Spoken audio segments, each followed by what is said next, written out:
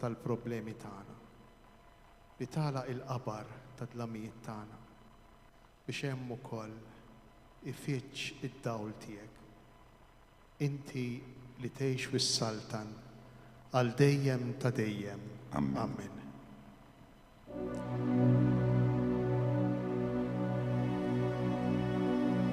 Sing hallelujah to the Lord. Sing hallelujah to the Lord. Sing hallelujah. Sing hallelujah. Sing hallelujah to the Lord. Sing hallelujah to the Lord. Sing hallelujah to the Lord. Sing hallelujah to the Lord. Sing hallelujah. Sing hallelujah. Sing hallelujah. Sing hallelujah to the Lord.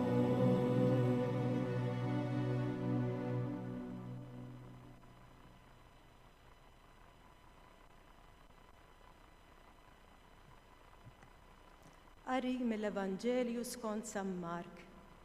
Meta għadda s-sibt, Marija ta' Magdala, Marija om Ġagbu u Salomi xtraw xi fwejjaħ biex imorru jidilkuh bihom. U kmieni ħafna fl-ewwel jum tal-ġimgħa kif telet ix-xemx marru ħdejn il-qabar u bdew jgħidu lil xulxin min se jgerbilna l-ġebla mid-daħla tal-qabar. Iżda meta ħarsu raw li l-ġebla kienet imresqa fil-ġenb. Kienet ġebla kbira ħafna.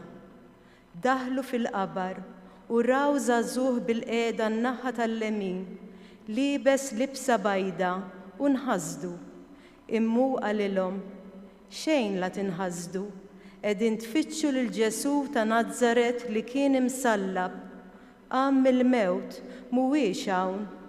Araw il-post fejn kienu qeduh, imma morru għejdu lid-dixxiepli tiegħu u lil Pietru li hu sejjer fil-Galilija qabilkom, taraw hemmhekk kif kien qalilkom.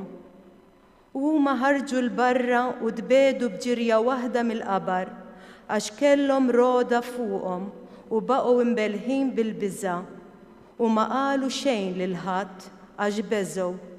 Infatti il-kelma tal-mulej. Tifħir lilek Kristu.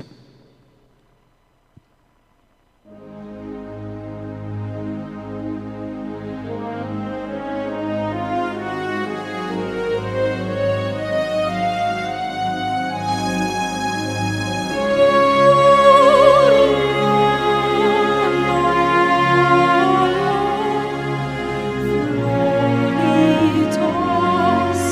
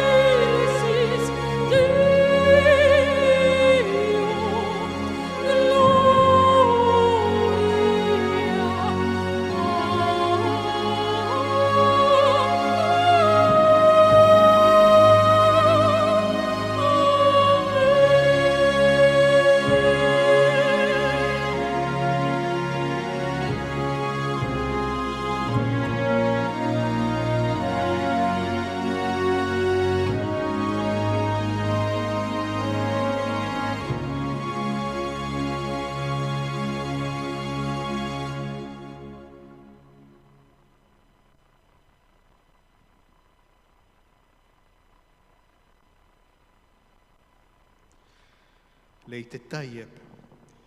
Ek ma kienx mod isbaħ minn kif nibdew din il-lezzjoni divina l-lejla, propju bismieħ ek ta' dan il-kant sabiħ mimli ferħ, il-kant tal-glorja, il-kant tal-alleluja tifħir lill-Alla. U għanna verament għax infaħru lill-Alla, għax il-mulejqam tassew. Kieku jkollna liqfu nirriflettu ftejt kull wieħed u kull waħda minna nindunaw kemm aħna ikkundizzjonati mill-biża tal-mewt. Kull diffikultà, kull problema li jkollna ittella s-sentimenti illi xi darba jew oħra xi ftit jew wisq se niltaqgħu magħhom meta noqorbu għall-mument tal-aħħar, il-mument tal-mewt. Kull problema li jkollna ittella fina l-biża, jekk jew le, u l-biża hi wieħed mis-sentimenti l-kbar li joħorġu meta niftakru fil-mewt jew meta noqorbu lejn dan il-misteru jew meta jmisslilna jew meta jmissli xi ħadd li huwa qrib tagħna. Ikun hemm is-sentimenti ta' dwejjaq meta toqrob il-mewt u s-sentimenti ta' dwejjaq ukoll inħossuhom kull darba li jkollna xi diffikultà, kull darba li ngħixu xi problema, xi inkwiet. U jkun hemm ukoll minn barra is-sentimenti ta' dwejjaq u tal-biża' ikun hemm sentimenti ta' rabja. Xi drabi rabja lejn nfusna, imma ħafna drabi rabja lejn l-oħrajn kif ukoll rabja lejn Alla. Għaliex ħattulna. U dawn is-sentimenti tal-biża', sentimenti ta' tbatija ta' dwejjaq, is-sentimenti tar-rabja huma sentimenti li nippruvaw li nħossu aħna fil-ħajja tagħna ta' kuljum u li ifakruna forsi mingħajr ma tiġina f'moħħna b'mod ċar fis-sentimenti tal-aħħar, fis-sentimenti tal-mewt. Issa kieku jkolli ngħidilkom illejla li Ġesu ġie propju biex igerbeb il-blata. Biex ma jħallix differenza bejn dak li hemm lilaw mill-blata minn dak li hemm lilien mill-blata. Dik il-blata hija falsa, hija fittizja, ma da tifret xejn. Kieku jkollna nniżluha verament din l-aħbar flimkien man-nisa tal-Vanġelu tal-lum. Ejdu li intom kif tinbidel il-ħajja tagħna. Ejdu li intom kif nimtlew b'ottimizmu, kif nimtlew bit-tama. Ejdu li intom kif anki meta nkunu nibżgħu, però il-fiduċja tispiċċa biex tkun ikbar mill-biża', anki meta nkunu mdejqa, il-paċi tal-qalb tispiċċa biex tkun ikbar midwejjaq, u anki meta nkunu irrabjati, il-kalma, s-serenità, jew aħjar is-sikurezza tkun ikbar minn dik ir-rabja li nħossu. Jien nimxu ftit ma' dawn it-tlet nisa illi llum imorru fil-qabar biex jidilku l-ġisem ta' Ġesu. Qegħdin fl-aħħar tal-Vanġelu ta' San Mark, kapitlu 16. Meta għadda s-sibt, Marija ta' Magdala, Marija Ġagbu u Salomi xtraw xi fwejjaħ biex imorru jidilkuh bihom. Mela l-ewwel qabel kollox San Mark isemmilna l-personaġġi. Min kienu dawn it-tlet personaġġi? Dawn it-tlet personaġġi kienu Marija ta' Magdala, Marija Ġagbu u Salomi. Dawn it-tlieta kienu dixxipli jew aħjar għaddejja ta' Ġesu. San Mark f'kapitlu 15 meta iġibhom iħarsu mill-bogħod, it-tlieta li huma iħarsu mill-bogħod lil dak li kienu salbu, jgħid li dawn kienu għaddejja ta' Ġesu u tad-dixxipli tiegħu. Għaddejja ta' Ġesu u tad-dixxipli tiegħu. Importanti din il-kelma għaddejja għax se niġu bżonn iktar il-qudiem. Kienu għaddejja, ma kienux dixxipli, imma għaddejja jaqdu lid-dixxipli u lil Ġesu. U dawn it-tlieta kienu preżenti jaraw lil Ġesu imut. Il-Vanġelu jgħidilna għadu jħarsu lejh mill-bogħod. Min jaf x'sentimenti jippruvaw ħassew meta s-sit tagħhom huma għaddejja. Is-sit tagħhom li tant kienu jożżu, li tant kienu jistmaw, li tant kienu jqimu dan is-sit tagħhom li huma kienu jaraw fih il-mexxej ta' Iżrael, li huma kienu jaraw fih dak illi kapaċi jaqdihom fil-bżonnijiet tagħhom, jagħtihom kull ma kellhom bżonn, daw kienu nies bħalna, nies ħaddiema tax-xogħol bħalna u xejn. U aħna wkoll nimmaġinaw lil-Alla ħafna drabi, kont se ngħid kultant imma ħafna drabi, nimmaġinaw lil-Alla bħala dak li jista' kollox u dak li lilna jista' jpoġġina sew.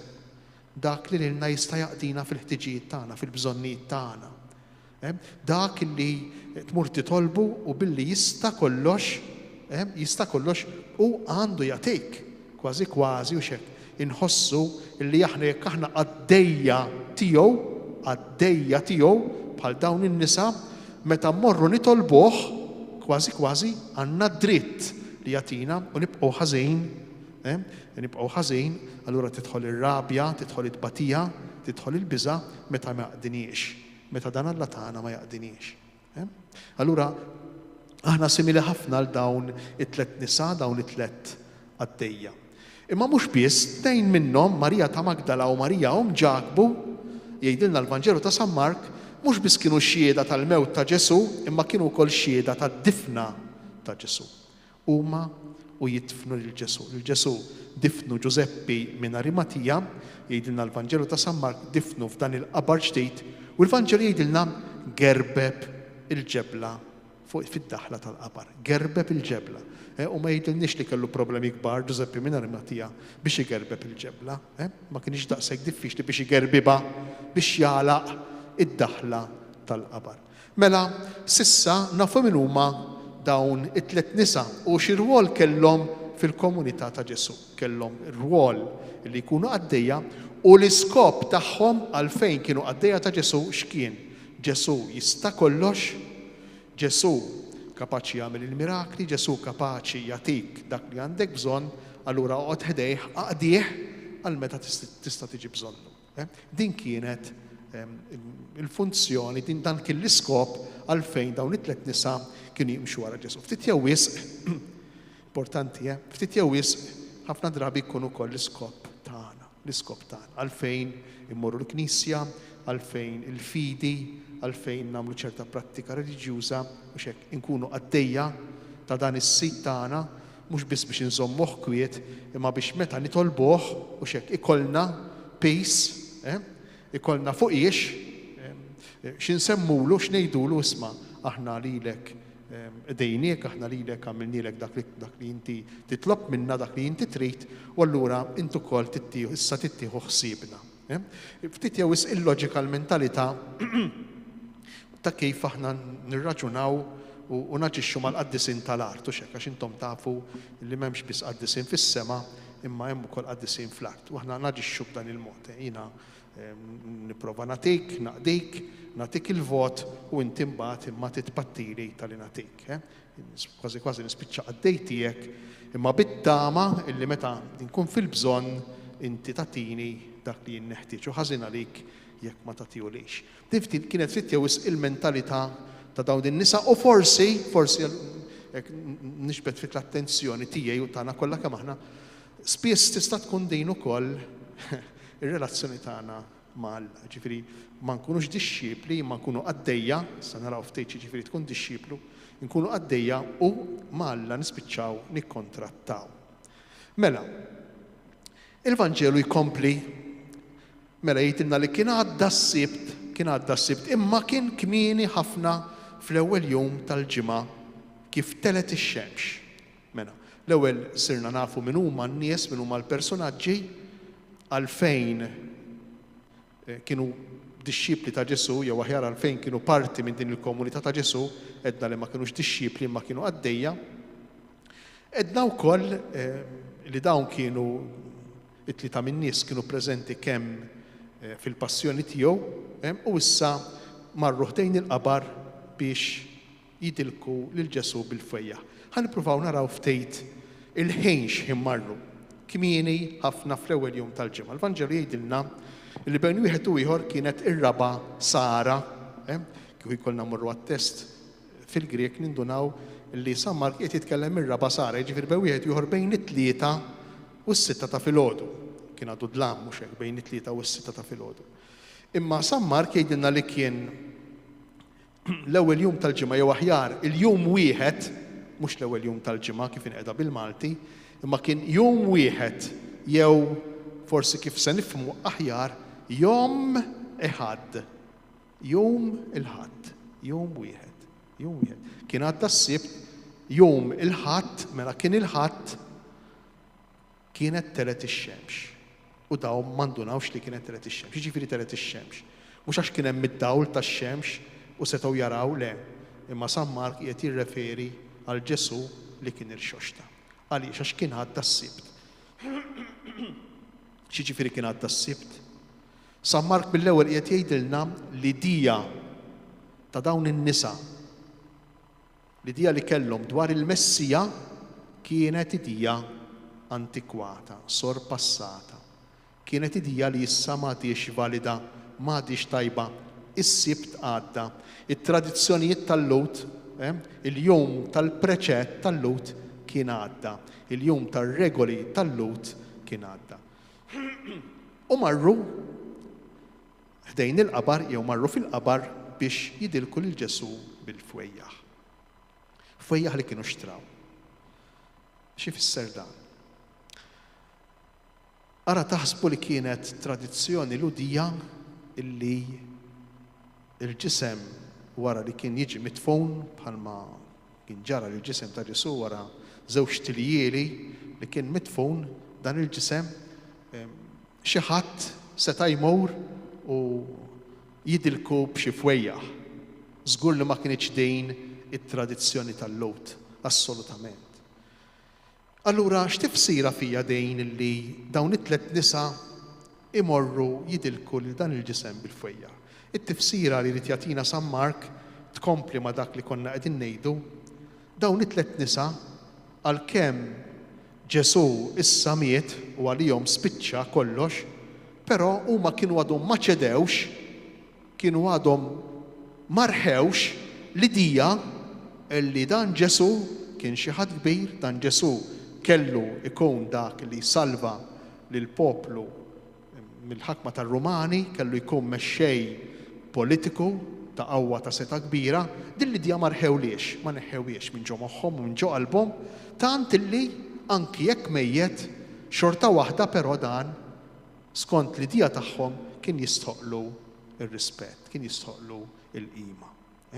Però għalhekk marru b'differenza kbira minn dik il-mara jekk tiftakru li kienet dilket riġlejn Ġesu bil-fwieħa li kien jiswa ħafna, in-nar tpur li kien jiswa ħafna, kisreton il-vażett skont il-Vanġelu ta' San Mark, jekk tiftakru rajnija nhar il-ħadd li għadda meta rajna l-passjoni skont il-Vanġelu ta' San Mark u xek konna għedna li kull passjoni skont l-Evanġelisti kollha tibda propju b'din il-ġrajja ta' din il-mara illi taqbad il-fwieħa tagħha, ixxerret il-fwieħa tagħha kollha taħli l-fwieħa tagħha kollha fuq Ġesu bħala qatt kbir ta' mħabba ta' ġenerożità lejn Ġesu ta' tieħda kollu li hu tagħha mingħajr ma tfittex xejn fwieħa li kienet tiswa ħafna.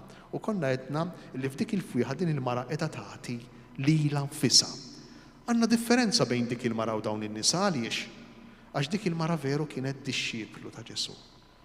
Dik il-mara veru kienet tħobb lil Ġesu, tant illi il-fwieħa kienet tagħha, il-fwieħa kienet tiswa ħafna. Din id-darba dawn in-nisa il-fwieħa jmorru jixtruha.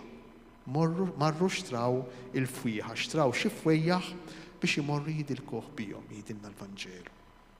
Interessanti d-differenza.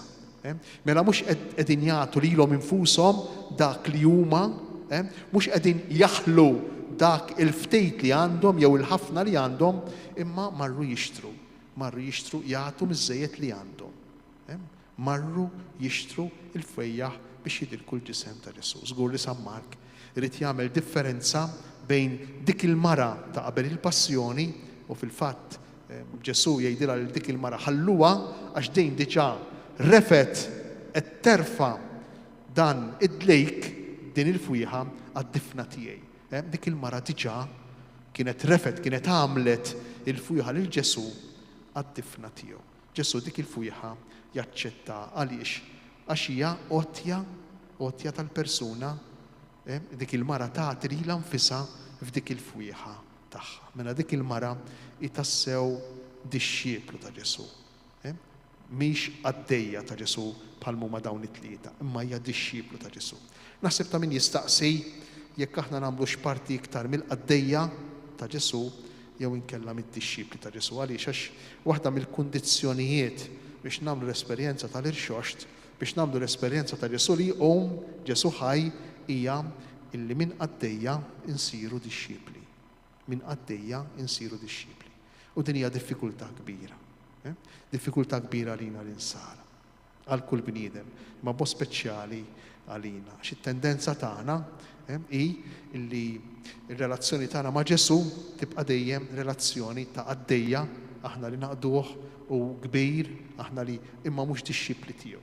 Imma mhux nies li naqbdu it-tagħlim tiegħu kif inhu, naqbdu l-ħajja tiegħu kif inhi u bil-mod il-mod nippruvaw nagħmluha tagħna. Mela mhux infittxu lil Ġesu meta għandna bżonn, mhux infittxu lil Ġesu meta jaqblilna, mhux infittxu lil Ġesu meta ma nistgħux nagħmlu mod ieħor, imma Ġesu isir il-ħajja ta' kuljum, kull minuta, kull sekonda ta' ħajjitna. Isir in-nifs tagħna. Dak ifisser tkun dixxieplu ta' Ġesu b'differenza milli tkun għaddejja ta' Ġesu. U bdew jgħidu lil xulxin. Min se jgerbilna il-ġebla mid-daħla tal-qabar. Iżda meta ħarsu, traduzzjoni iktar litterali, meta ħarsu l-fuq, meta ħarsu raw li l-ġebla kienet imresqa fil-ġemp. Kienet ġebla kbira ħafna. Daħlu fil-qabar u raw żagħżugħ bil-qiegħda n-naħa tal-lemin libes libsa bajda u inħastu. Mela. Bdew jgħidu li xulxin biex nagħmlu din il-biċċa xogħol, biex nonoraw, biex inqimu lil dan li mgħallem tagħna, lil dan is-sit tagħna, lil dan is-sit tagħna. Biex nagħmlu dan l-att ta' qadi lejh, però hemm bżonn li xi ħadd igerbilna il-ġebla mid-daħla tal-qabar. S'intendi? Dawn in-nisa f'moħħhom kellhom illi ineħħu jew xi ħadd ineħħilhom il-ġebla biex jiltaqgħu mal-ġisem mejjed ta' sidhom. Dan kien l-iskop. Din kienet l-intenzjoni li jmorru fil-qabar biex jiltaqgħu mal-ġisem mejjed ta' sidhom biex jikkonfermaw il-falliment tal-aspettattivi u tal-istennijiet tagħhom. Sempliċement għal dik ir-raġuni. U x'jiġri meta jħarsu l-fuq, meta ma jibqgħux iħarsu lejhom infushom, meta ma jibqgħux iħarsu lejn saqajhom, lejhom biss, meta jwessow il-ħarsa tagħhom, u għaw il-biċċa xogħol tagħna. Mhux hekk. Ħafna drabi il-qaddej x'jiġrilu, l-qaddej iħares biss lejn naħa waħda. Iħares biss il fuq imma jħares lejn sidu u jistenna kontinwament minn għandu. F'dan il-każ, meta s-sejt wasal fit-tar fil-mewt, daw ma kellhomx għalfejn iktar iħarsu l-fuq, iħarsu lejn sidhom. Ma kienx hemm iktar raġuni għalfejn. Għaliex għax issa s-sit li minn għandu kienu jistennew falla. Is-sit spiċċa, s-sit miet. U x'jiġri? Meta iwessow il-ħarsa tagħhom, meta jerġgħu iħarsu l-fuq, jindunaw li l-ġebla illi kienet preokkupazzjoni kbira għalihom, il-ġebla li tifret il-mejtejn mill-ħajjin, il-ġebla li tifret il-mejtejn mill-ħajjin kienet imresqa. Mena ma kienx baqa' iktar konfini, ma kienx baqa' iktar ħajt, ma kienx baqa' iktar xifret il-mejtejn mill-ħajjin.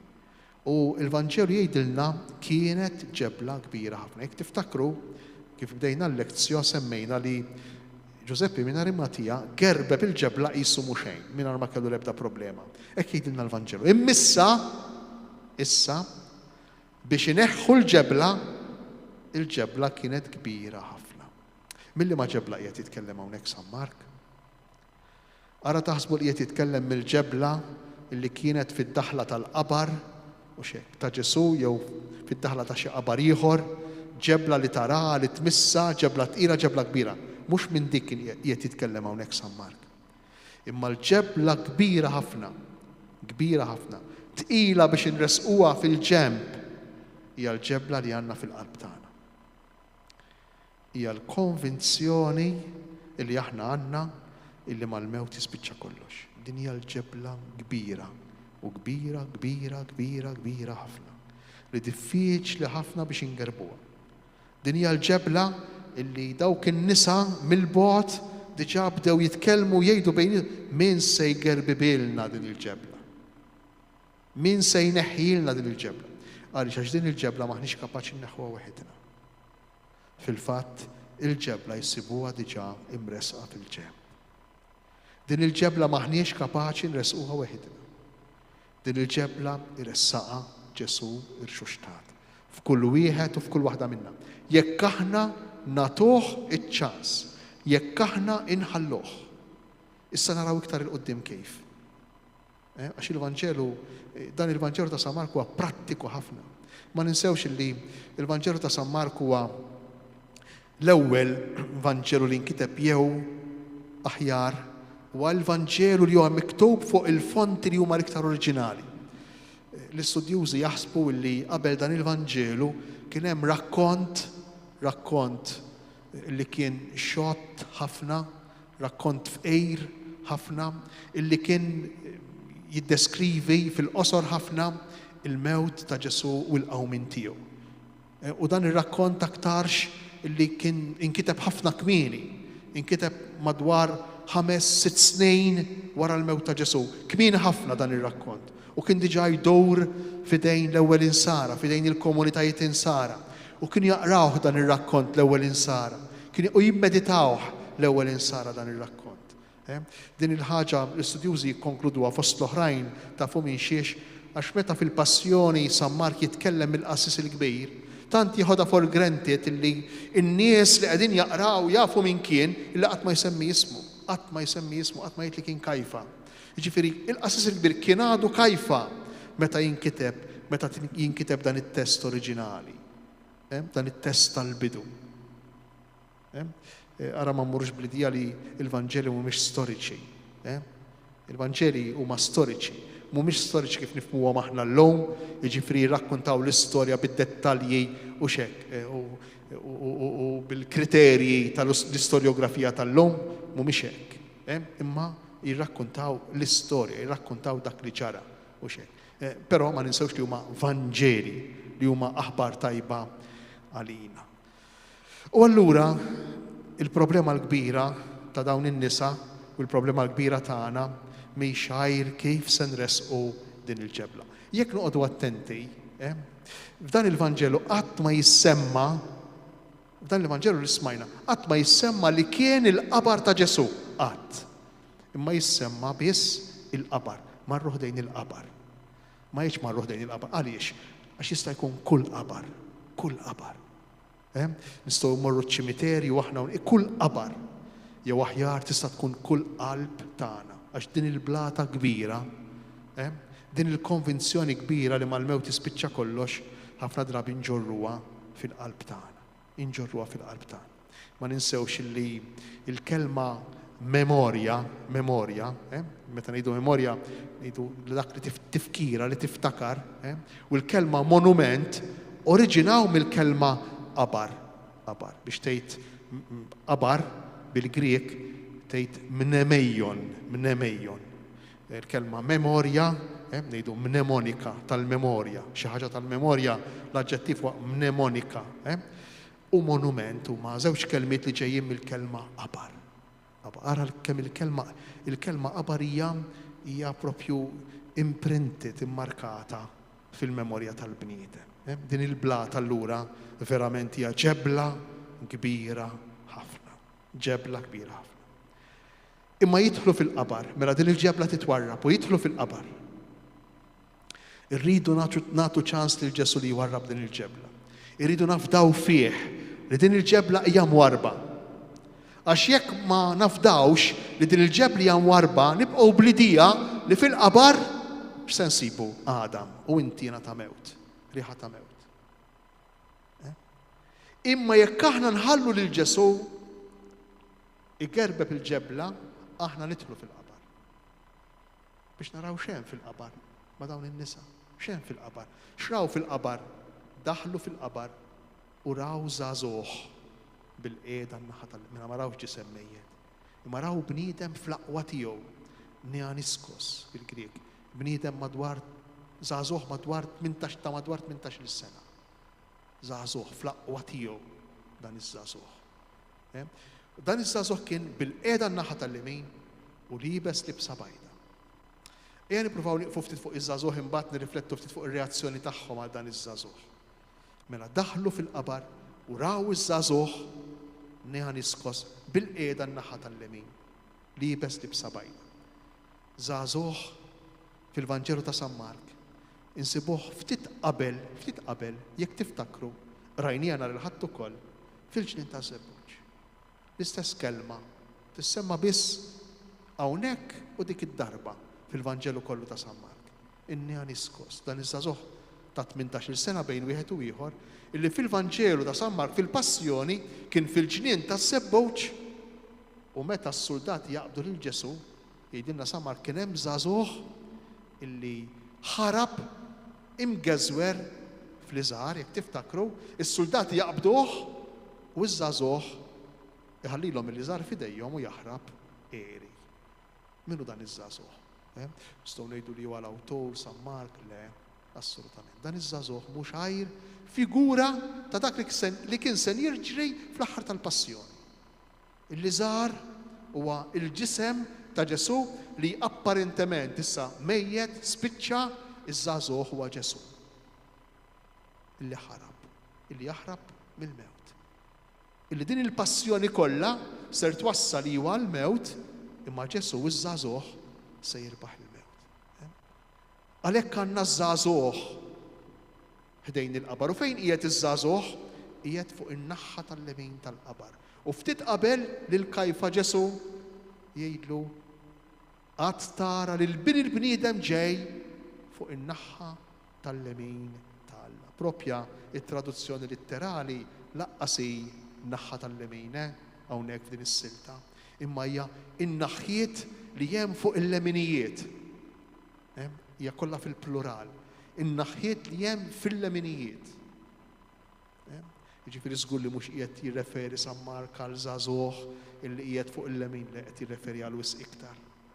Qiegħed jirreferi għal dan iż-żagħżugħ bħala sinjal ta' Ġesu il-xuxtat. Qatt taraw il-bniedem ġej fuq il-lemin tal-Alla. U jkompli libes libsa bajda. Meta ħallejnieh l-aħħar lil Ġesu libes libsa bajda? Fuq it-Tabor. Fuq it-Tabor. U għalfejn Ġesu libes libsa bajda fuq it-Tabor? Għalfejn Ġesu jgħidilna San Mark stess, il-libsa tiegħu tant kienet bajda li l-ebda ħassir fid-dinja ma hu kapaċi jagħmilha bajda daqshekk. Dan San Mark, l-istess Vanġelu li qegħdin nirriflettu fuq illum. Għalfejn? Huwa Ġesu, id-dawl, Ġesu il-xuxtat, Ġesu ħaj. U nħasdu ir-reazzjoni tan-nisa, ir-reazzjoni tagħna, inħasdu. Lil San Pawlu x'hekk dawk li kienu fl-Arjopagu, meta beda jgħidilhom jiena nipritkalkom lil Ġesu illi kien imsallab u mietu salbuh u bata, kulħadd iċċassat jisimgħu. Imbagħad meta qallhom isma' ma dan wara 3 ijiem il-xoxta, qalu li ħej, issa nisimgħu darba oħra u telqu kollha. Issa nisimgħu darba oħra u telqu kollha.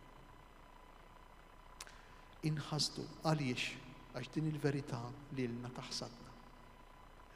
Tanti sabiħa, tanti kbira, tanti rridwa, tant nixtiequha, tant nixtiequha illi ma nemnux li tista' tiġri.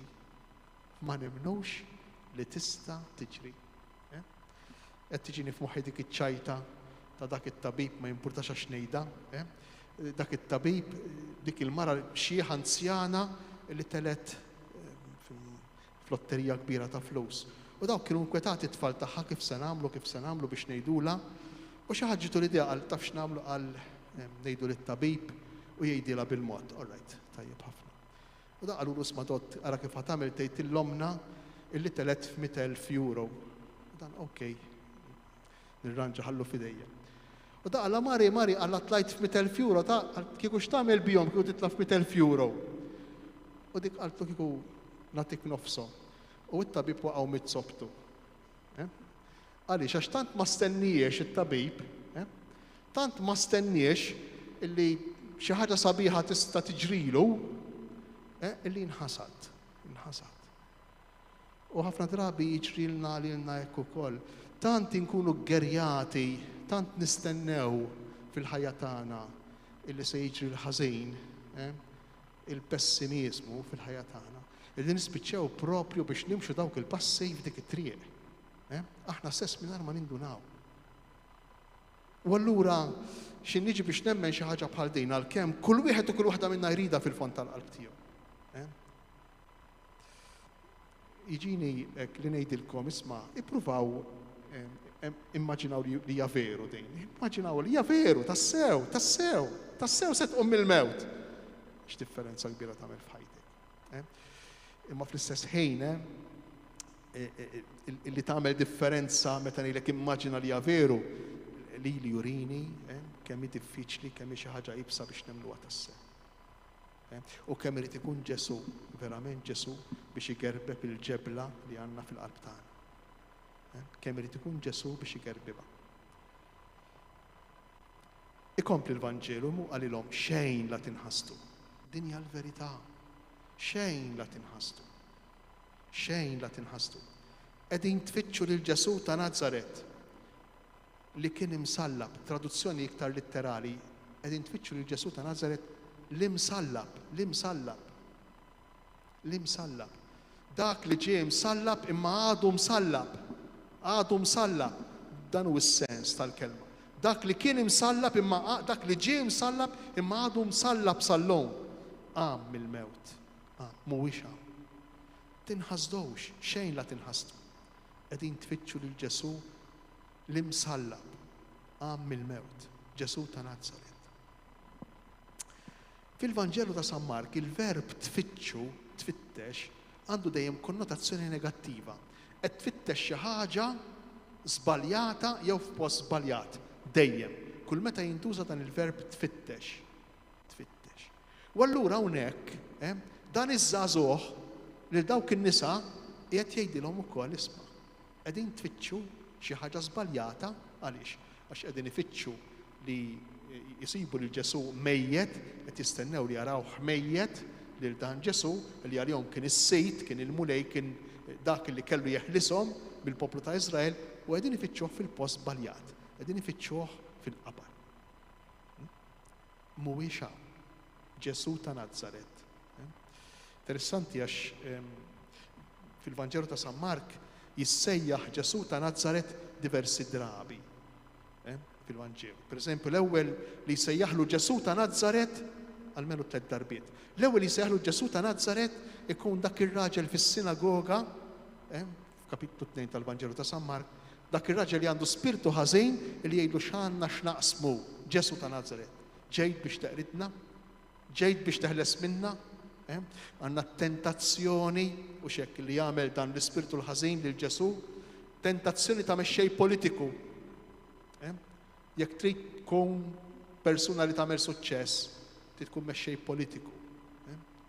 Ġesu ta' Nażaret. Imbagħad għandna wkoll lil Bartimew l-ama fil-Vanġelu ta' Bartimew kapitlu 10 tal-Vanġelu ta' San Mark meta jgħidulu għaddej Ġesu in-Nażarenu. Ġesu in-Nażarenu. Imma Bartimew mal-ewwel jinsa li Ġesu għan-Nażarenu u jsejjaħlu Ġesu bin David. Jsejjaħlu Ġesu bin David. Ġesu in-Nażarenu huwa dak li l-kelma Nażarenu tfisser dak li huwa offrut kollu kemm hu lill-Alla. Nażri. Dak li huwa konsagrat kollu kemm hu lill-Alla. Imbagħad ukoll insibu din il-kelma darb'oħra meta Pietru fil-Passjoni javviċinaw l-qaddejja u jgħidulu intu wkoll kont ma' Ġesu in-Nażarenu. Ma' Ġesu in-Nażarenu. Ġifieri fit-3 darbiet għandna konnotazzjoni, għandna kuntest biex ngħidu hekk kważi negattiv, ta' negattività. Kull darba li jissejjaħ Ġesu Nażarenu fil-Vanġelu ta' San Mark. L-imsallab, Ġesu l-imsallab. Mhuwiex hawn għax qam mill-mewt. Araw il-post fejn kienu qegħduh. U din hija l-aħbar, L-imsallab dak illi tant ħabb, tant talilu nnifsu, li spiċċa mdendel ma' salib, illi tant ħabb, illi ħalla lil dawk illi ridu jeqirduh, ħallihom tawhom il-libertà illi jagħmlu bih li jridu għax l-imħabba tiegħu hija kbira. Tawhom il-libertà li jagħmlu bih li jridu għax l-imħabba tiegħu hija kbira. Dak l-imsallab li għandu mħabba infinita lejn il-bniedem, dak mhux mejjed imma huwa ħaj, huwa ħaj. Waraw il-post, il-post fejn kienu qegħduh. Hawnhekk San Mark irid jurina wkoll, irid jgħidilna wkoll b'dan il-Vanġelu illi fejn hemm persuna li għaddiet minn din il-ħajja l-oħra, kull fejn tiġi impoġġija mqiegħda persuna li hija dixxiplu ta' Ġesu, persuna li tħobb il-Ġesu, hemmhekk huwa post fejn ġie mqiegħed Ġesu. Hemmhekk huwa post fejn ġie mqiegħed Ġesu.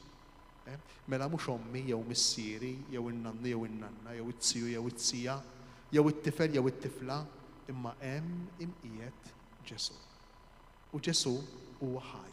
Ġesu qam mill-mewt. U miegħu ma' Ġesu ommi u missieri jew it-tifel u it-tifla. Ma' Ġesu irxuxtat mill-mewt. U hawnhekk dan iż-żagħżugħ ikompli jagħti suġġeriment importanti, fundamentali, mhux biss lin-nisa imma lilna wkoll. Ma ninsewx li għedna li n-nisa għandhom idija ta' Alla, għandhom idija ta' Ġesu, illi hija żbaljata, bħalma tista' tkun żbaljata l-idea li għandi jien, l-idea li għandek int ta' Ġesu. Ejdu l-verità, ngħidu l-verità. Aħna ma nqgħux spiss fl-iżbal ta' dawn in-nisa. Forsi m'għandniex imperatur Ruman jew ġenerali Rumani li qegħdin imexxuna u rridu malajr neħilsu minnhom biex nibdew immexxu aħna. Imma forsi għandna problemi illi minħabba fihom inħabbtu l-bib ta' Ġesu, mhux hekk, forsi għandna diffikultajiet illi minħabba fihom nitolbu, forsi hemm diffikultajiet ta' mart illi minħabba fihom aħna nersqu lejn Ġesu nħabtulu l-bieb u nitolbuh. Mhux l-istess mod, mhux l-istess idea. Tgħidu li ma nagħmluhx dan, ħażin mhux, però mhux il-mod ta' kif tkun dixxiplu veru ta' Ġesu.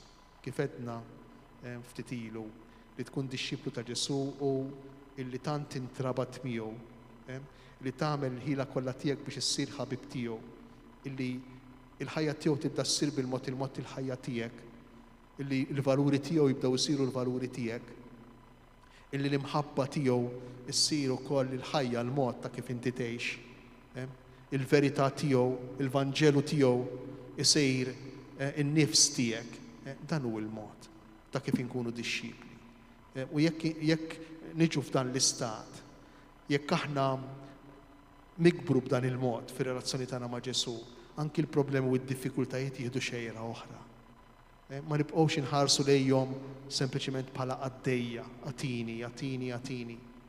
Kważi qed mercy off, jiġifieri qisu isma' issa jekk ma jridx jagħtini xi tagħmel, kollok toqgħod.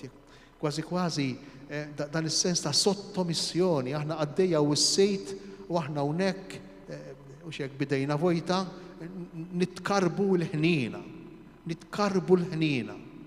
Mhux dan il-mod ta' kif Ġesu jrid jidħol f'relazzjoni magħna. Mhux dan il-mod ta' kif nistgħu nagħmlu esperjenza vera ta' Ġesu irxuxtat. Mhux dan il-mod. Allura dan il-Vanġelu jistedinna biex nikbru, biex nimxu l-qudiem bħala Kristjani, biex nimxu l-qudiem bħala Nsara. Jekk l-idea tal-Alla tiegħi tieqaf hawnhekk, tieqaf hawn u naqaf fi kriżi kull darba li nitlob lill-Alla u ma jaqlalejx u ma jagħtinejx. Din ir-relazzjoni ta' għaddej li m'għandux li jitlob lil sejdu li għandu. Dan xifi maħniex nagħmlu ħażejn, imma hemm bżonn li nimxu l-qudiem fir-relazzjoni tagħna ma' Ġesu. Ma nistgħux nibqgħu għaddejja u sejħilna biex inkunu ħbieb, biex inkunu dixxiepli tiegħu, mhux għaddejja. Imma kif se nagħmlu? Kif se nagħmlu? U hawn naslu għall-konklużjoni. Morru wejdu lid-dixxiepli tiegħu, u lil Pietru li hu sejjer fil-Galilija qabilkom. Tarawh hemmhekk kif kien għalilkom. Irridu naraw ħaj lil Ġesu. Irridu naraw ħaj. Mhux biżżejjed li qam, jekk ma tiltaqax miegħu ħaj, għal xejn qam. Għal xejn qam. Mhux hekk. Għal xejn qam. Jekk il-vaccine ġie, imma jekk ma ħattowx, għal xejn ġie. Għal xejn ġie. Meta tieħdu il-vaccine ikun verament ġie għalik. Hekk jew le. Jekk Ġesu qam u jien ma ltqajtx miegħu, għal xejn qam. Għal xejn qam. Fejn se niltaqa' miegħu? Fil-Galilija. Tarawh hemmhekk kif kien għalilkom. Kejf niltaqa' miegħu fil-Galilija? X'inhu jgħid hawnhekk dan iż-żagħżugħ? X'inhu jgħidilhom lin-nisa? X'inhu jgħidli lili dan iż-żagħżugħ? Biex niltaqa' ma' Ġesu ħaj, biex nagħmel esperjenza verament tal-irxox ta' Ġesu. X'inhu jgħidli lili? Fi kliem sempliċi ħafna, interessanti, ma ninsewx li l-Vanġelu ta' San Mark jibda Ġesu fil-Galilija.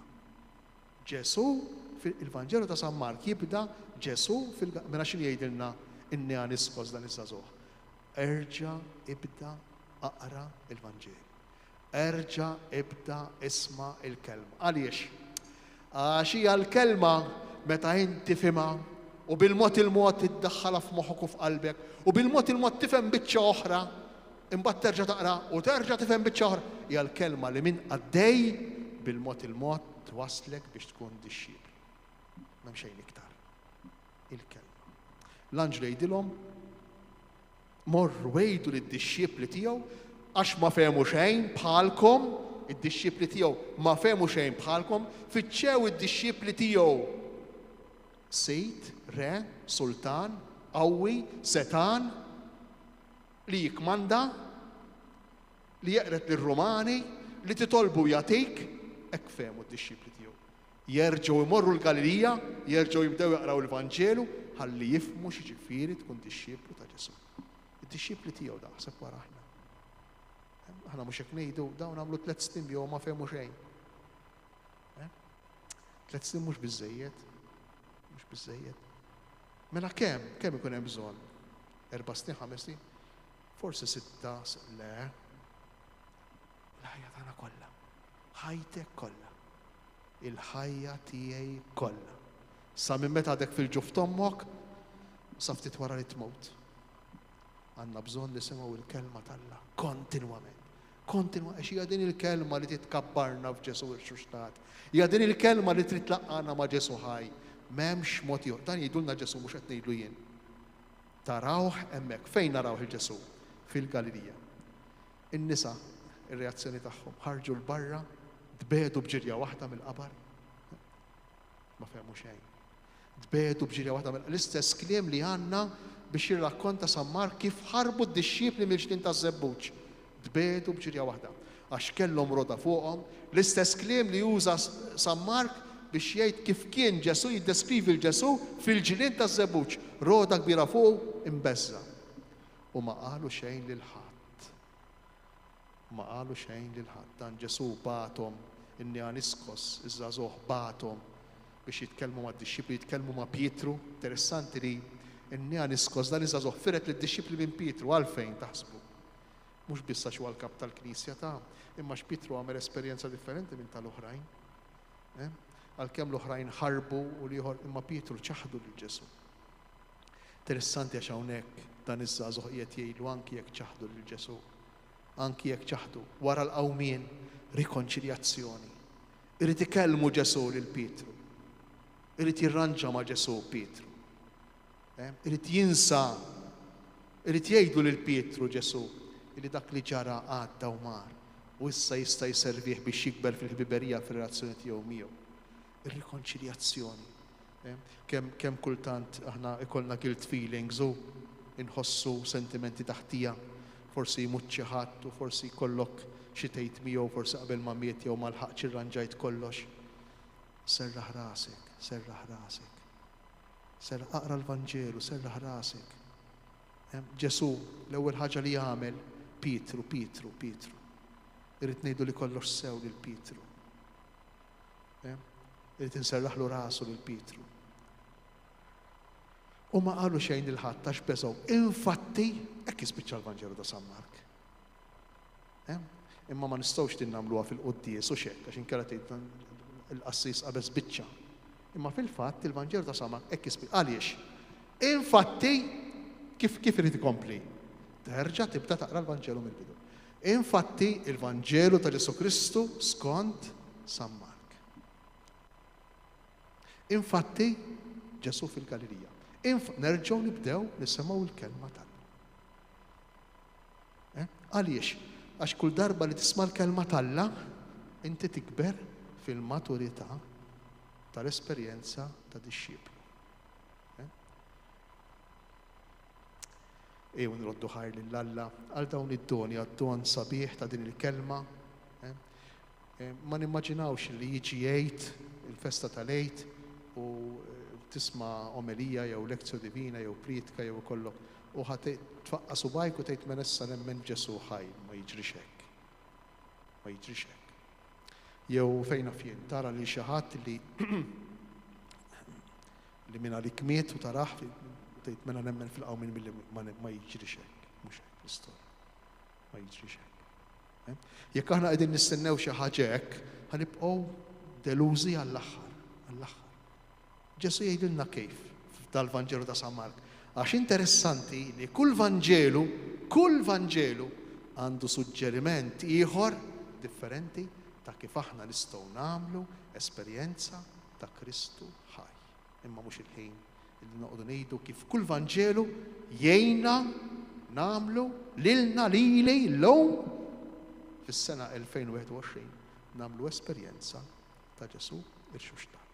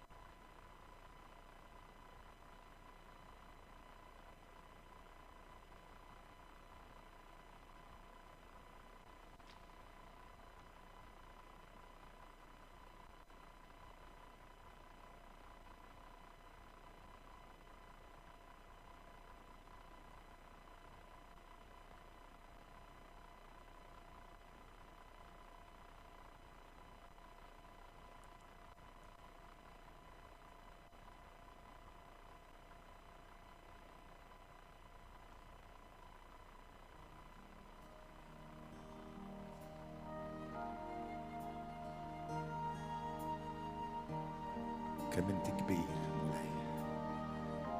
Kemm inti kbir.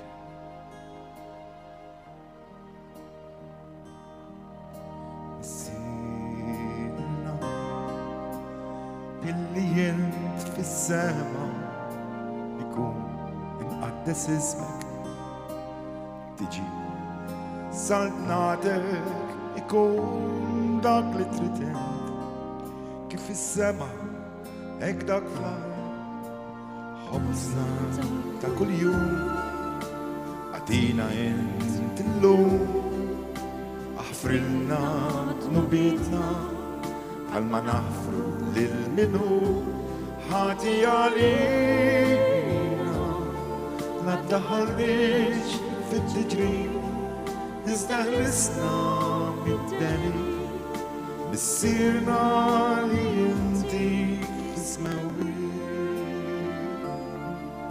missirna li inti f'ismewi. Il-mulej ma'kom, iberikkom, iħariskom, Alla li jista' kollox, il-Missier, l-Iben u l-Ispirtu Santu. Amen. Morru u għejxu fil-paċi ta' Kristu Alleluja, alleluja. Nroddu ħajr lill-Alla. Alleluja, alleluja.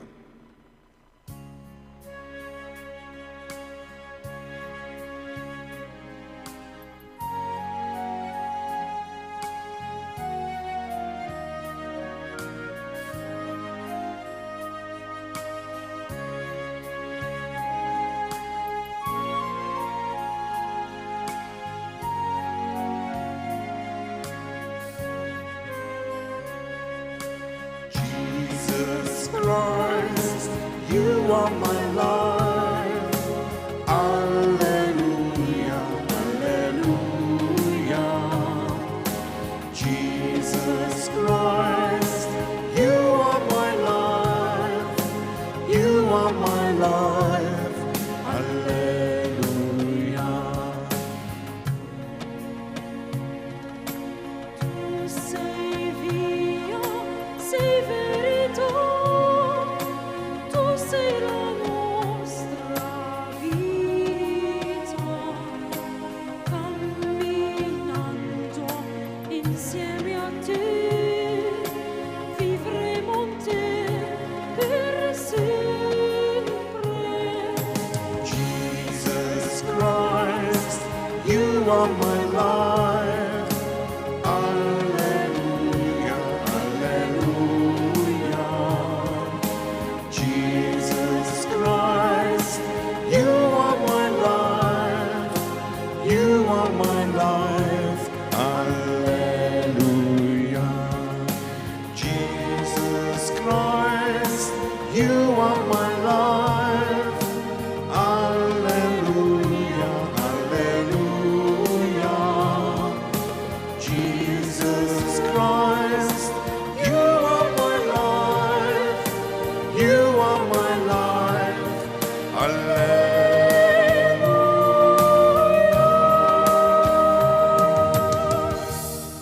Kun nfaħħar Ġesu Kristu għal dejjem ikun. Jesus Christ, you are my life. Ġesu għal-ħajja tagħna. Illum il-festa tal-Għid il-Kbir, Ġesu irrid jurina anki permezz tal-kelma tiegħu li hu jixtieq ikun tassew il-ħajja tagħna u jibatna fil-Galilija. Infatti smajna li l-isqof jgħidilna hekk intemm il-Vanġelu donnu jrid jiftħilna triq u stedina biex inżommu l-kelma talla fiċ-ċentru ta' ħajjitna. U għalhekk din il-mixja tal-Lekzjo Divina tkompli wkoll fil-ħdud li ġejjin ta' żmien qaddis tal-Għid. Nistednukom sabiex tingħaqdu magħna fuq dawn il-mezzi soċjali ta' Djoċesi kull nhar ta' ħadd fis-7 ta' filgħaxija għal xandiriet tal-Lekzjo Divina. Minnaħa tagħna ma tfadlilna xejn ħlief nirringrazzjawkom illi kontu magħna u minn qalbna nixtiequ lilkom u lill-familji tagħkom Lejt it-tajjeb.